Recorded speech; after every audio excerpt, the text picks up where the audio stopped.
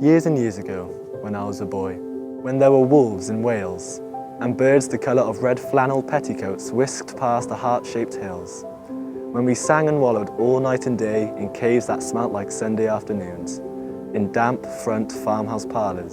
And we chased, with the jawbones of Dickens, the English and the bears, before the motor car, before the wheel, before the Duchess face horse, when we rode the daft and happy hills bareback.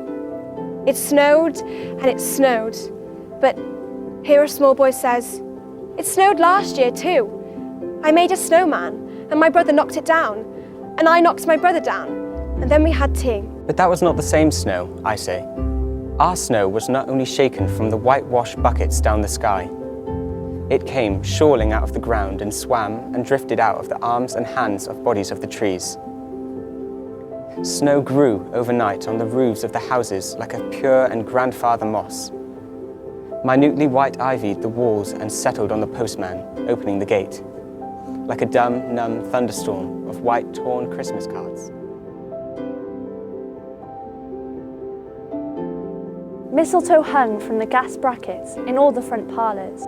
There was sherry and walnuts, bottled beer and crackers by the dessert spoons, and cats in their thereabouts watched the fires, and a high-heaped fire spat, all ready for the chestnuts and mulling pokers.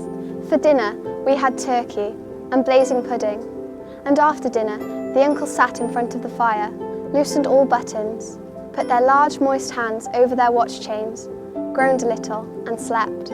Mothers, aunts and sisters scuttled to and fro, bearing tureens. Auntie Bessie, who had already been frightened twice by a clockwork mouse, whimpered at the sideboard and had some elderberry wine. The dog was sick. Auntie Dozy had to have 3 aspirins, but Auntie Hannah, who likes port, stood in the middle of the snowbound backyard, singing like a big bosomed thrush. And I remember that we went singing carols once, when there wasn't the shaving of a moon to light the flying streets. At the end of a long road was a drive that led to a large house, and we stumbled up the darkness of the drive that night, each one of us afraid, each one holding a stone in his hand in case, and all of us too brave to say a word. What shall we give them? Hark the herald? No, Jack said.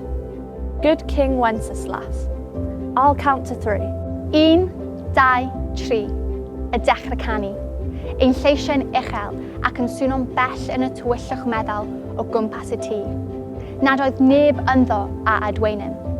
Safon ym glos at ein gilydd wrth y drws tywyll. Ac yna, clywem lais bach sych, fel llais rhywun heb siarad ers oesoedd yn ymuno. Plisgyn wy bach sych o lais i'r ochr arall i'r drws.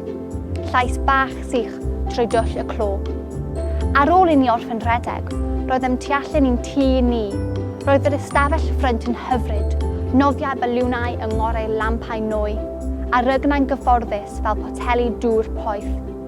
Roedd popeth yn dda drachefn, ac yn disgleirio dros y dre.